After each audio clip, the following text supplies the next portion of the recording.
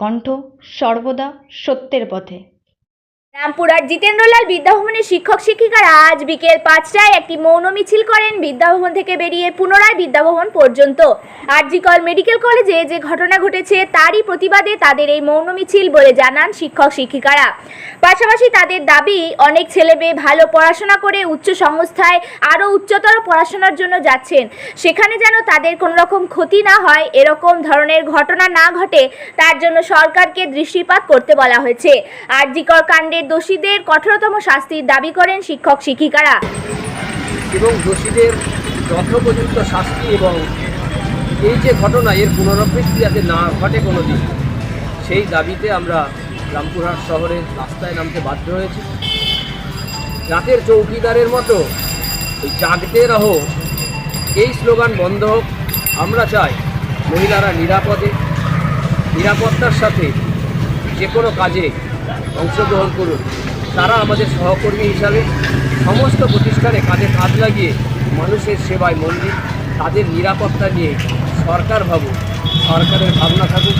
তারা যেন সমস্ত কাজে, সমস্ত পরিশ্রমে, সমস্ত ক্ষেত্রে সবার সাথে একসাথে কাজ করতে পারে সম্মানের সাথে এবং তাদের সম্ভ্রম যাতে সুরক্ষিত থাকে, এই দাবি নিয়ে আমরা আজকে রামপুরহাট শহর পরিক্রমায় মৌন মিছিল করেছি। রামপুরহাট জিতেন্দ্রলাল বিদ্যাভবনে সমস্ত শিক্ষক শিক্ষিকা শিক্ষাকর্মীদের তরফে আমরা রামপুরহাট শহরকে একটা কথা দিয়েছি। কি নাম আপনার? আমার নাম মেঘটু রায়, রামপুরহাট জিতেন্দ্রলাল বিদ্যাভবনের সভাপতি।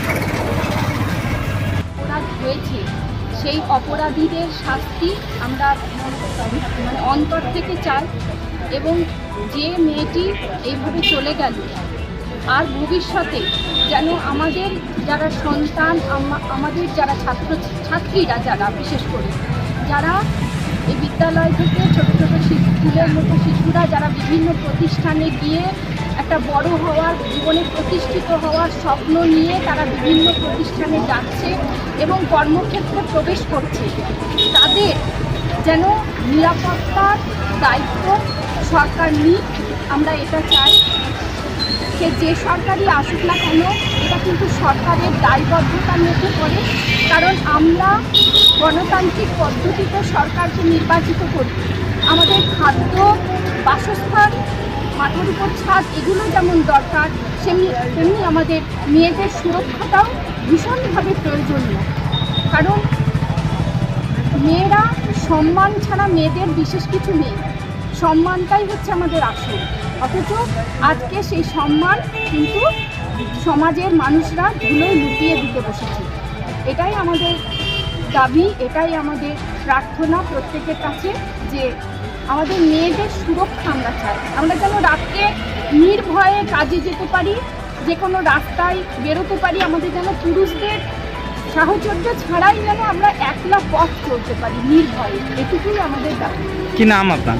লোকানুদ্রা দে, সহশিক্ষিকা।